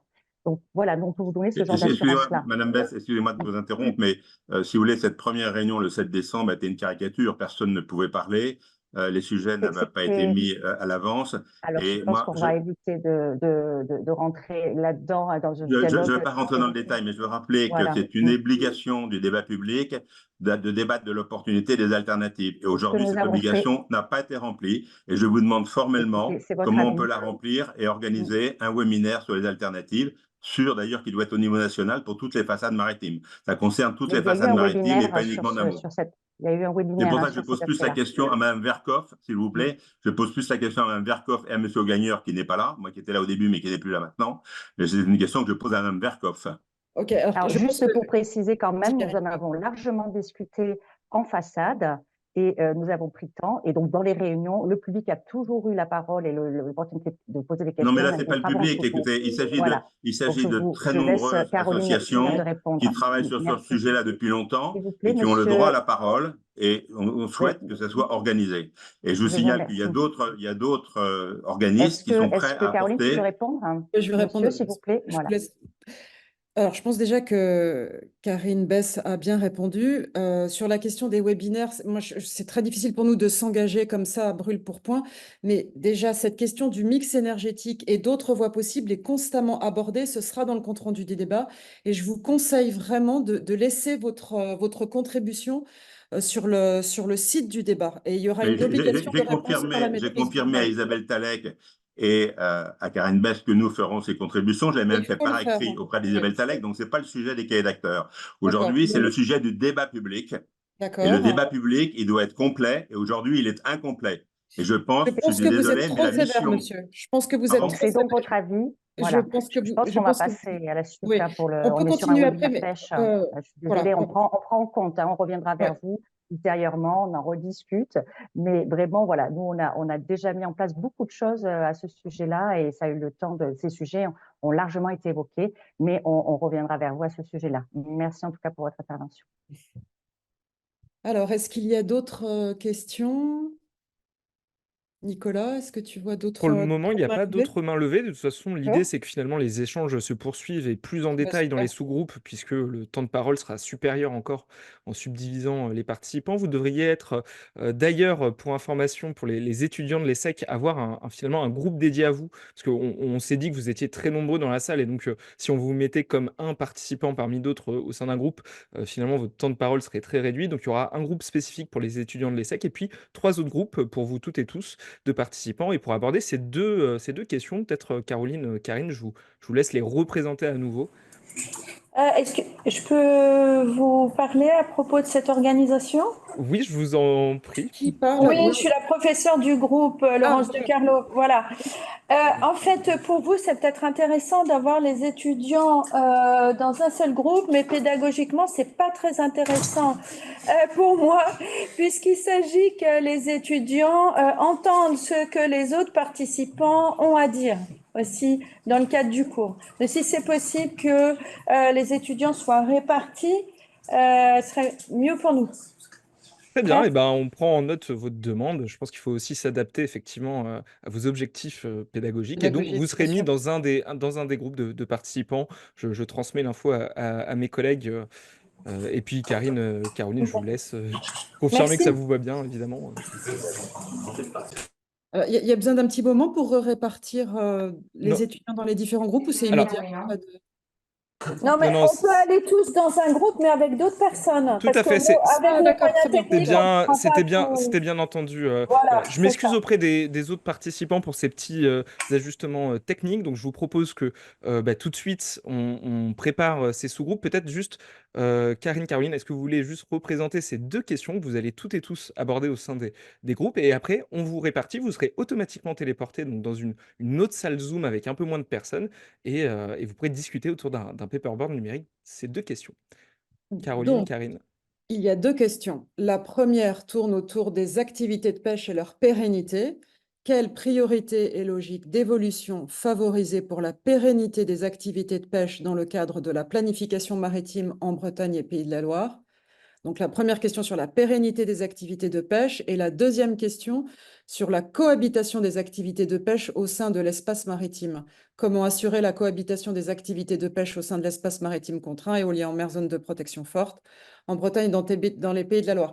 C'est des thèmes qui ont déjà été largement abordés dans les différentes interventions et donc qui permettent de bien travailler et de répondre à ces questions. Voilà, donc nous serons donc invités à partager des constats, des questions aux besoins d'information et des préconisations. Merci. Eh ben, je vous propose qu'on y aille. C'est parti. On se donne rendez-vous dans environ 40-45 minutes. pour restituer tout ce que vous aurez échangé. Donc, je le répète, ne touchez à rien. Vous allez être automatiquement téléporté dans un groupe avec un scribe et une facilitatrice ou un facilitateur qui seront au service de votre parole. À savoir aussi qu'il y aura la présence de la maîtrise d'ouvrage, donc c'est-à-dire l'État ou RTE dans chacun des groupes qui pourront éventuellement, si interpellés, répondre à des questionnements. Mais avant tout, c'est vos avis, vos constats et vos questionnements qui seront mis en avant. Voilà, le rapatriement automatique est en cours. Donc, dans quelques secondes, nous allons pouvoir faire la restitution de ces temps d'échange. Ça passe vite, mine de rien, hein. Là, vous avez échangé pendant quasiment 1 heure en sous-groupe et je pense que vous auriez pu échanger encore longtemps. Donc, on va s'atteler à essayer de faire une brève restitution, mais qui ne sera évidemment pas exhaustive. Il y aura une trace, hein, de tout ce qui s'est dit durant ces temps d'échange en sous-groupe, puisque le paperboard numérique qui vous était projeté sera accessible, hein, après le webinaire, et donc vous pourrez en retrouver les traces. Alors, est-ce que Karine Bess et Caroline Verkoff sont revenues parmi nous? Oui, je crois bien. Ouais, c'est bon. Eh bien, bon retour, j'espère que les échanges ont été riches. En tout cas, quand je vois l'étendue du paperboard numérique, je me dis que oui. Eh bien, je propose à chacun des groupes de restituer. Et Karine, je ne sais pas si c'est Clémence ou vous qui allez restituer pour votre groupe. Peut-être Clémence, parce que moi, c'est vrai que je n'ai pas accès au klaxon, là. Donc, si Clémence peut bien donner Clémence, j'espère ne pas te prendre les au trois. dépourvu pour cette restitution. Et sinon, on pourra donner. Pas de problème, j'accepte cet exercice en vous prévenant par avance qu'il y a eu énormément d'échanges dans notre groupe, très riches, et que je ne vais pas restituer l'intégralité des échanges. Voilà, donc veuillez m'en excuser par avance. On a mis en Trois, place les 3 enjeux, hein, voilà.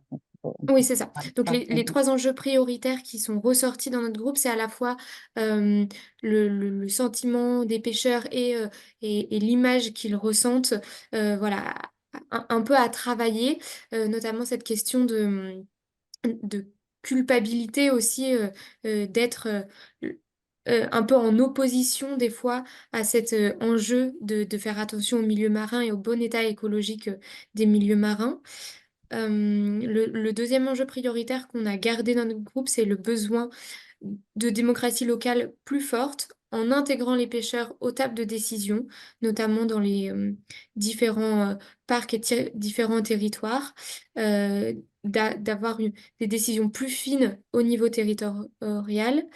Et puis le troisième enjeu qu'on a distingué et défini dans notre groupe, euh, c'était une question de la part des comités de pêche, c'était est-ce qu'on veut ou non poursuivre une pêche sur nos côtes, sur les territoires français, et dans ce cas-là, quelle place on en fait dans cette planification, euh, quelle, comment on garde une place et quand elle doit cohabiter avec d'autres activités, comment on favorise la bonne cohabitation dans les espaces maritimes. Voilà. Merci. C'est vrai qu'il y a beaucoup cette image des pêcheurs, hein, qui est revenue, cette image qui était finalement les pêcheurs se sentent montrés du doigt et ont exprimé ce malaise-là, notamment dans l'atelier. Et donc finalement, comment mieux faire connaître les métiers de la pêche, comment revaloriser un peu ces métiers-là, qu'ils soient attractifs aussi pour les jeunes. Quelque chose qui est beaucoup ressorti. Et aussi, bon, des questions aussi sur l'environnement, hein, en lien avec la pêche, restaurer, atteindre le bon état, créer des zones de protection aussi. Et voilà, comment les créer tout en les rendant compatibles avec les zones de pêche. Voilà, on n'a pas forcément été au bout de ce débat-là, mais en tout cas, il s'est posé. Merci. Merci beaucoup. Caroline Verkoff, je vous propose le même exercice pour le groupe numéro 2. Je crois que les échanges ont été au moins aussi denses. Quels sont les 3 grands enjeux que le groupe a fait ressortir?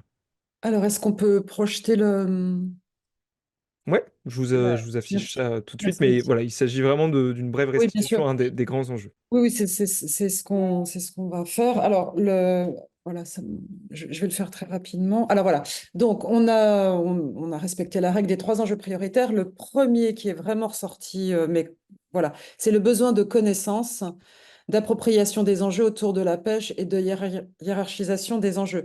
Il y a notamment eu toute une discussion autour de la pêche et des parcs d'éoliennes. Certaines personnes disant, avec preuve à l'appui, qu'il n'était plus du tout possible de pêcher, que ça dégradait fortement l'environnement, les parcs d'éoliennes, et d'autres personnes disaient le contraire. Donc il y a vraiment cette question de besoin de connaissances. Ensuite, le deuxième enjeu que nous avons identifié dans le groupe, ce sont les enjeux de gouvernance et de représentation des différents acteurs. Ça a été dit de différentes manières, mais quand il faut éviter les oppositions binaires, frontales, que toutes les instances de gouvernance qui ont pour rôle de faire dialoguer les gens, en fait, elles sont bienvenues, il faut vraiment les renforcer. Il y a eu aussi des interventions sur la représentation des acteurs et sur la représentation des pêcheurs. Voilà. Et enfin, le troisième enjeu prioritaire que nous avons décidé de mettre, c'est les différents échanges ont montré qu'en fait, traiter la question de la pêche seule, en faisant comme si elle n'était pas entremêlée avec d'autres dimensions qui peuvent être donc la question de l'énergie en mer, la question de l'occupation de la mer, en fait, ce n'est pas possible. La question de la pêche est vraiment mêlée à d'autres enjeux et que la pêche, comme ça a été dit à de multiples reprises, elle fait face à de multiples défis à relever dans les années qui viennent. Voilà. Voilà en quelques mots. Merci beaucoup. Et je le rappelle, l'intégralité de ces contributions seront à retrouver sur le site du débat public. Et enfin, je me tourne vers le troisième groupe et notamment Benjamin. Benjamin, est-ce que tu veux nous restituer, même exercice, les trois grands enjeux de votre groupe?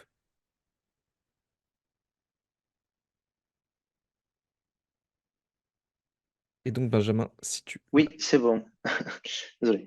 Oui, tout à fait. Donc, avec notre groupe, nous avons parlé notamment de changement climatique, de la définition des projets et de la technicité de l'éolien en mer. Donc, premièrement, concernant les projets et leur définition, les pêcheurs souhaitent être vraiment consultés sur comment on peut adapter les différents usages et donc les éoliennes sur l'espace maritime. Et donc, il y a ce besoin de co-construction avec les acteurs et en même temps de bien faire les études environnementales. Donc, en fait, on passe sur le changement climatique parce que il y a comment dire, deux temporalités qui s'opposent. D'un côté, le besoin de faire vite face au changement climatique et notamment à décarboner et augmenter les usages en termes d'électricité. Et de l'autre, de prendre le temps pour les pêcheurs et aussi pour les faire des études environnementales vis-à-vis de l'éolienne en mer. Et, il y a aussi l'aspect canicule marine qui a été le changement climatique. Ça crée des canicules marines et du coup, ça impacte la faune marine à la fois voilà, sur la diminution, sur la perturbation, mais aussi sur d'autres faunes qui viennent perturber les espaces maritimes.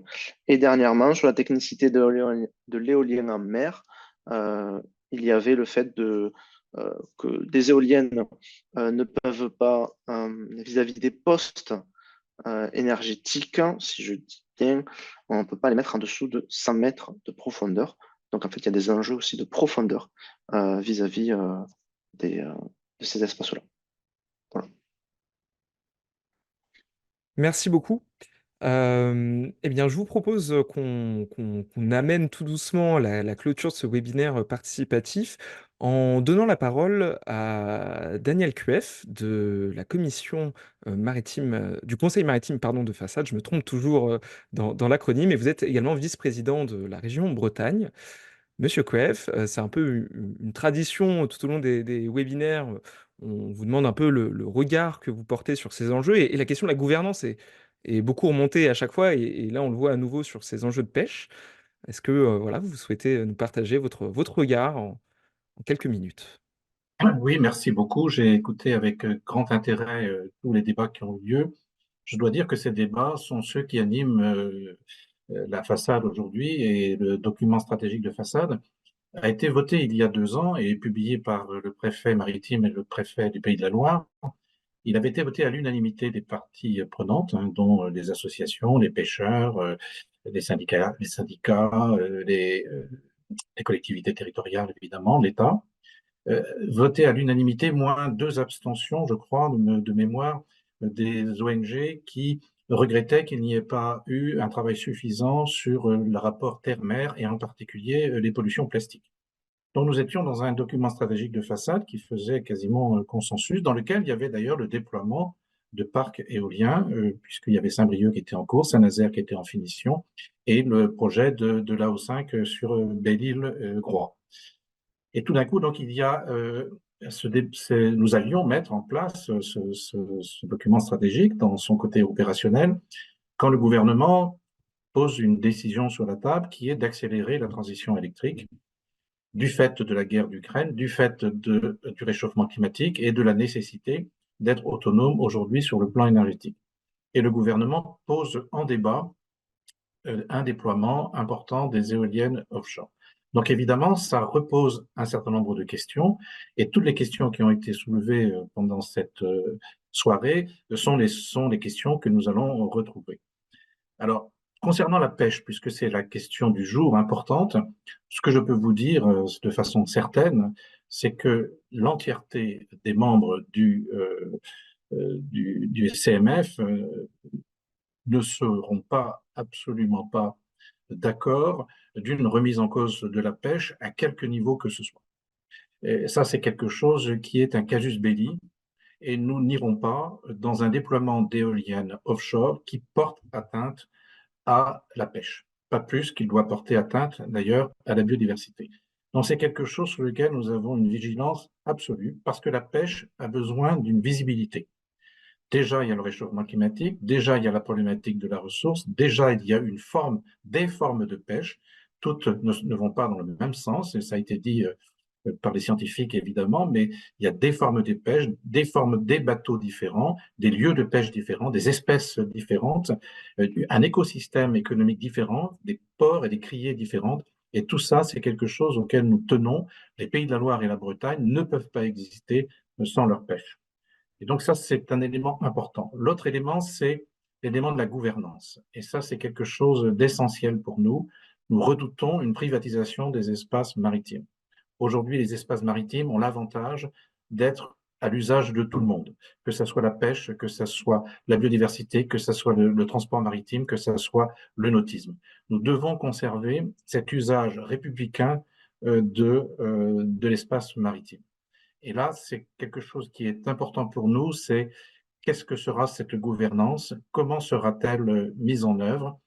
Et nous avons eu une preuve, je dirais, importante d'une gouvernance qui pouvait être, je dirais, républicaine, le jour où le préfet maritime, annonçant donc la fin, quasiment la fin de la construction du parc de la baie de Saint-Brieuc, indique, à partir de maintenant, ce parc étant fini, je réautorise l'ensemble des activités que j'avais suspendues pour des raisons de travaux, je les réautorise, y compris, dit-il, la plongée sous-marine encadrée, y compris bien entendu la pêche, y compris bien entendu le tourisme, etc. etc. Donc ce sont ces éléments-là que nous voulons revisiter et discuter de façon importante avec le gouvernement en particulier, pour poser sur la table cette question essentielle de la gouvernance. Je vous remercie. Merci beaucoup, Monsieur Crueff. Eh bien, alors, avec 10 petites minutes de retard, nous nous acheminons vers la conclusion de ce webinaire participatif sur la pêche. Merci à tous déjà pour votre participation active à l'oral, mais aussi dans le chat textuel. Je tiens à le souligner. C'est important pour nous de permettre différentes modalités participatives. Et donc, je donne la main à Karine Besse de la Commission nationale du débat public, déléguée régionale, pour conclure ce webinaire participatif. Bon, un grand merci à tous les intervenants, aux organisateurs, à ceux qui ont préparé l'atelier, et puis à vous tous aussi d'être présents, d'avoir participé, d'avoir beaucoup écrit dans le chat aussi. Merci à tous. Alors moi, je retiendrai peut-être quelques éléments. Donc vraiment la gouvernance, ça semble être, ça s'est répété dans tous les ateliers. Monsieur Crueff vient d'en reparler. Cette gouvernance partagée, et donc on le sent bien aussi sortir de cette opposition binaire. Et donc peut-être avec des solutions sur la question des connaissances, comment on crée des connaissances communes sur lesquelles on peut être d'accord.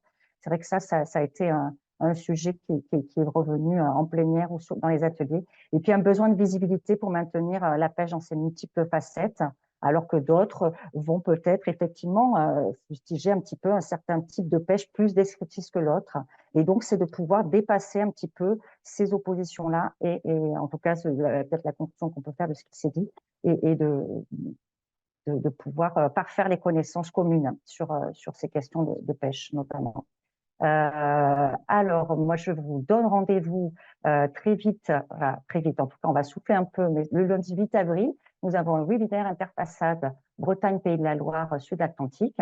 On va traiter d'un certain nombre de questions, dont la pêche, mais bien sûr de l'éolienne, et également des continuités écologiques et des zones de protection fortes aussi.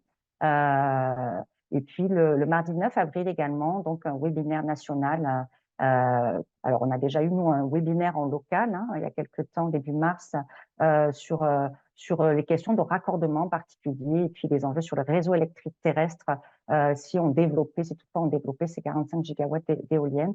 Donc voilà, je vous invite aussi à ces derniers événements. Puis nous, c'est un peu le dernier événement qui clôture, voilà, avant le webinaire interfaçade, cette escale de l'Orient et l'ensemble des modalités des événements qu'on a pu mettre en place. Et je remercie à tous ceux qui ont participé activement. À très bientôt.